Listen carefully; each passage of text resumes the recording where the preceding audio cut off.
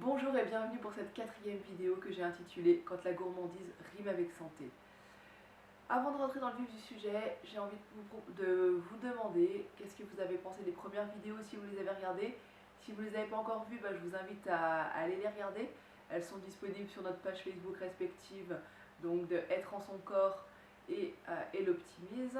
Et puis laissez-nous vos commentaires, partagez tous vos ressentis, vos envies, vos côtés où vous aurez peut-être moins apprécié. Et comme ça, nous avancerons certainement ensemble pour dynamiser notre territoire. Aujourd'hui, j'ai le plaisir de vous accueillir donc dans ma cuisine pour vous partager 3 recettes. Une à faire en apéro, dans l'esprit santé, bien entendu. La deuxième, donc ce sera un burger végétal, et je vous préciserai comment l'adapter ou l'ajuster en fonction de vos envies si vous le souhaitez. Et en troisième, le fameux moelleux ou fondant au chocolat, qui est davantage un moelleux, je dirais. Et l'objectif que je me suis mis aujourd'hui, c'est de faire un moelleux qui est sans gluten, sans œufs et sans lactose. Oui, c'est possible, et c'est possible qu'il soit bon. Donc je vous invite à le tester pour vous montrer qu'on peut manger bien en cuisinant et sans y passer 4 heures en cuisine, parce que d'ailleurs je n'ai pas ce temps-là et je n'ai pas envie de l'accorder. Je vais me mettre un timer, je l'enclenche et c'est parti. Je vous avoue que pour me faciliter les choses, j'ai pris un tout petit peu d'avance vous verrez au fur et à mesure préparer ou peser certaines petites choses, mais très peu. J'ai sur Tournamont sorti tous mes ingrédients que je vais vous donner donc au fur et à mesure, et je vous remettrai un récap des ingrédients en commentaire ensuite de la vidéo. Donc, première chose, la première préparation qui sont donc des crackers aux graines de chia, aux graines de chia. Pour cela, vu qu'ils sont très rapides à préparer, je vais enclencher mon four. Je le règle personnellement à 180. Vous pouvez le mettre à 200, mais c'est une habitude. Pour moi, 180, je lance le préchauffage. La première étape. Donc, je vous avoue que c'est du one shot. Donc, s'il y a des petits couacs, j'espère que ça restera clair pour vous. Première chose, je prends une casserole. Hop. Je vais mettre un petit peu d'eau.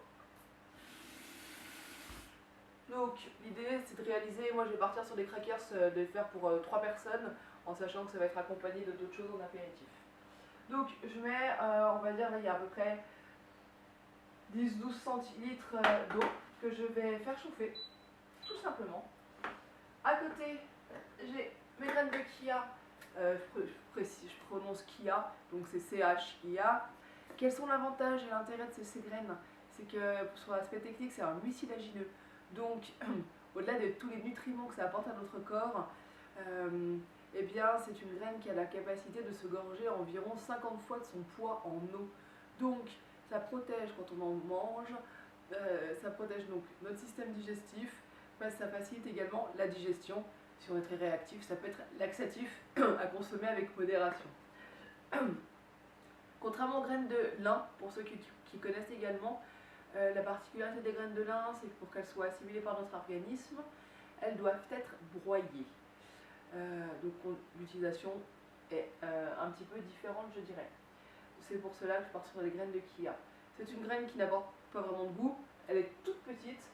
Là, mon eau est montée en température. J'arrête. Je verse les graines de chia, hop, dans un bol à côté. Hop là. Tic. Je les assaisonne. J'espère que je ne suis pas trop loin pour vous. Je mets donc un peu de sel. En fonction de votre contenance, vous pouvez mettre du sel, un peu de poivre, des aromates type origan, herbe de Provence. Moi, je vais plus partir sur un mélange d'épices que j'ai rapporté du Népal.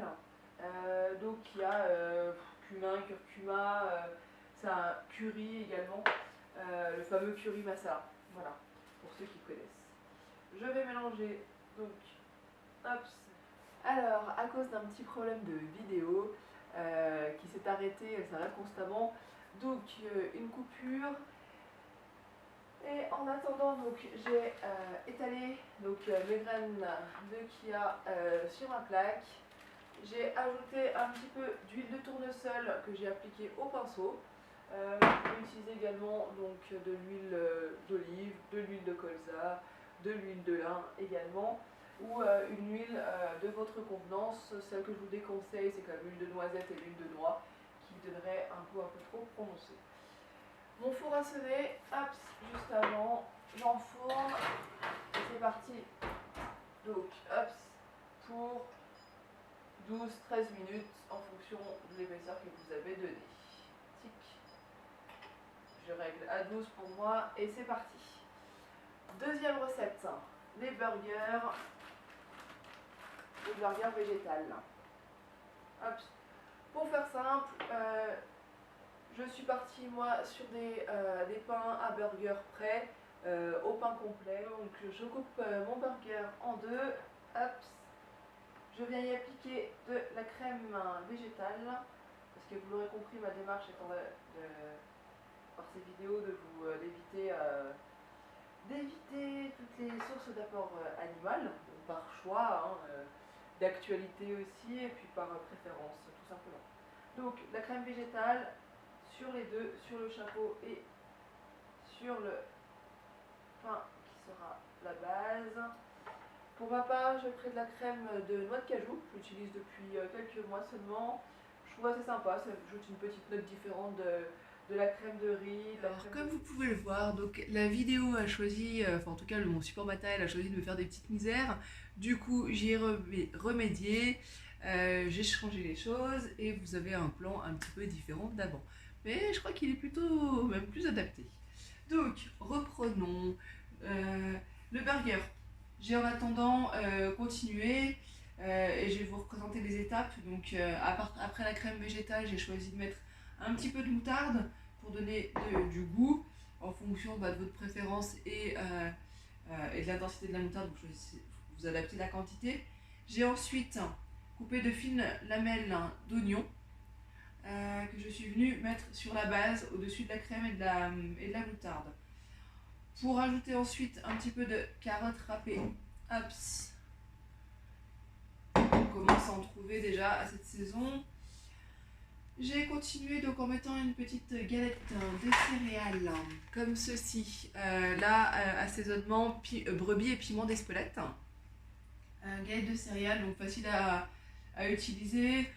On peut les avoir un petit peu à la manche chez nous, ou si on a le pain burger et les galettes par exemple, on a déjà une bonne base. Ensuite, je suis venue compléter au-dessus avec des aubergines de Provence, cultivées en bio. Pourquoi aubergines? Tout simplement, je me suis dit que personnellement, l'association brebis, piment d'Espelette et aubergines me semblait plutôt sympa. En tout cas, correspondre à mes goûts. Donc, je suis venue ajouter quelques morceaux d'aubergine au-dessus. Ensuite, pour faire un burger assez gourmand, et avec un repas assez plus complet, je viens ajouter en direct maintenant donc du tofu, du tofu confit au citron et au gingembre. Donc ce que j'ai fait, c'est que c'est des pavés traditionnels de 100 grammes. Je suis venue le couper en 3 épaisseurs et du coup j'en ai pris une que je viens mettre sur mon burger. Ensuite, on rajoute un petit peu de carottes râpées. Si vous le souhaitez, rajouter encore de l'oignon ou pas, pour moi ça ira. Et on referme notre burger. Là, pas de fromage, des céréales, des protéines, de la saveur et des légumes. On peut rajouter une petite feuille de salade, personnellement je n'en avais pas à la maison. Et on le toastera, c'est-à-dire qu'on le passera juste 5 minutes au four. Pour monter en température tous les ingrédients et pour que le pain soit légèrement toasté. Voilà, deuxième recette faite. Ça y est, mon chocolat est fondu. Hops. Donc en même temps, là je vais le basculer dans la préparation où il y a la compote de pommes, les graines de lin moulu, le beurre de coco et le beurre de coco et la purée de cacahuètes. Hop. Quel est l'avantage du coup pendant que je vais mélanger, je vous partager mon avis, d'utiliser une recette comme ça, sans gluten, sans lactose et sans œufs, c'est qu'elle est très digeste et que du coup on peut en manger, je dirais, sans culpabiliser voilà, au niveau de notre poids et de notre digestion.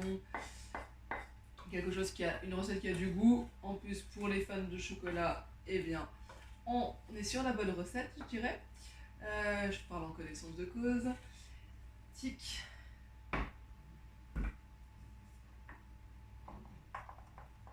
Et aussi l'avantage, c'est que nous avons donc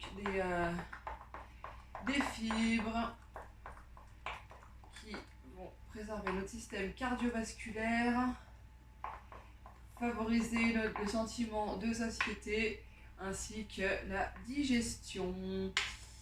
Donc pourquoi s'en priver? Ensuite, étape suivante, les 3 autres pots. Donc vous voyez que j'utilise beaucoup de bocaux. Pourquoi? Parce que je me sers beaucoup en épicerie vrac et j'ai notamment la chance d'en avoir une juste à côté de la maison. Donc Marion, si tu m'entends, merci. Marion du petit bocal, merci et continue ainsi à nous proposer tous ces bons produits. Hop. De retour sur la balance pour la cuisine, ce coup-là, enfin pour moi. Hop. Je vais prendre une cuillère quand même. Prendre des risques. Hop. Et là, vous voyez que mon sucre il est très foncé. Pourquoi?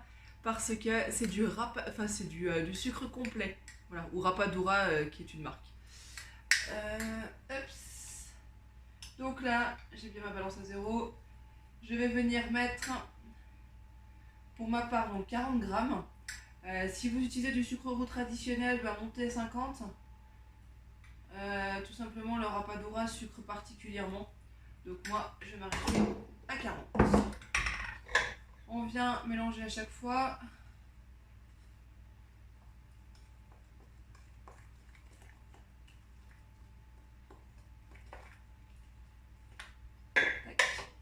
Ensuite, 2 autres pots. Le premier, c'est de la farine de riz. Donc là, on monte à 120 grammes. Je refais ma tare sur la balance. C'est parti. Moi, j'essaye donc de la mettre plutôt en pluie pour qu'elle ne tombe pas en paquet. Hop, 120 grammes.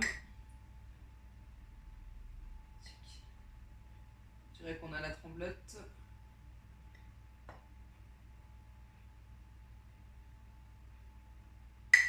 Hop là. Alors, on n'est pas au gramme près, mais ça, j'essaie quand même de faire attention. Tic. L'opération devient un petit peu plus délicate.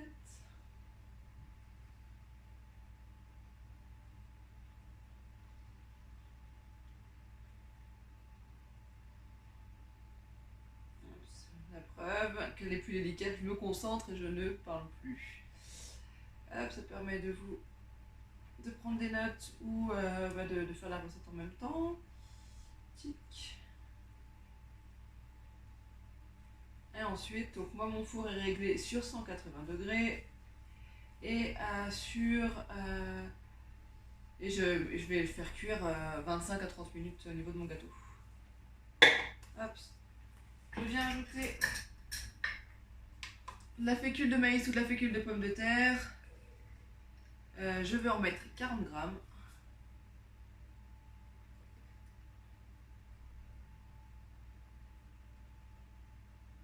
Donc là, quel est l'intérêt de ces deux-là? C'est que nous avons farine de riz ou la fécule de maïs ou pomme de terre. On est bien sûr sans gluten.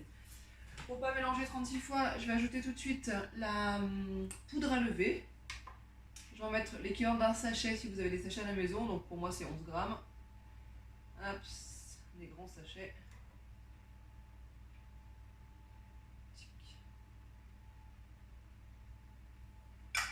Et on va pouvoir venir mélanger ensuite. En fonction de la consistance, là tout de suite, vous allez peut-être ajouter, donc il faut ajouter à cette recette environ 5-6 centilitres d'eau. Bon, c'est la petite chose que j'ai ajoutée qui m'a facilité le travail par rapport à une recette que j'avais trouvée. Hop.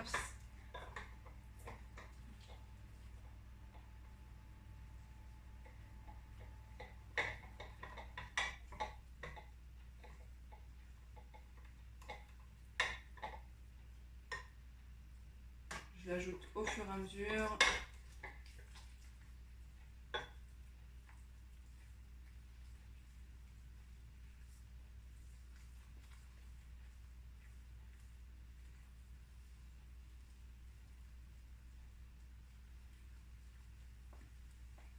Ça y est, ça commence à prendre forme. Donc là j'avais mis environ 5 centilitres d'eau. De côté, je vais peut-être en rajouter, je vais voir. L'idée c'est de prendre le temps de bien tout incorporer tous les ingrédients, bien sur les bords, on n'oublie aucun espace. Hop. Mais j'en suis sûre, vous maîtrisez déjà ces aspects-là. Voilà.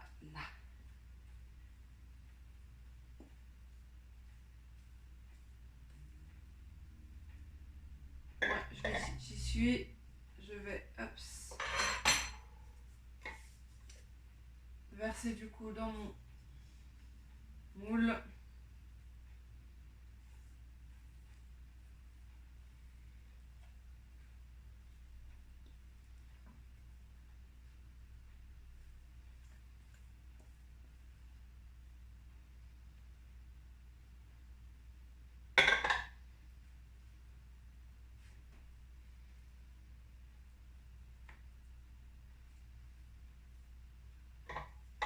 Et donc ça va être parti pour 25 à 30 minutes de cuisson.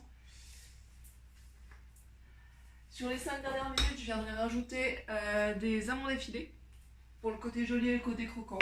Mais je ne fais pas au début parce qu'elles vont un peu trop brunir. Eh bien, à tout de suite.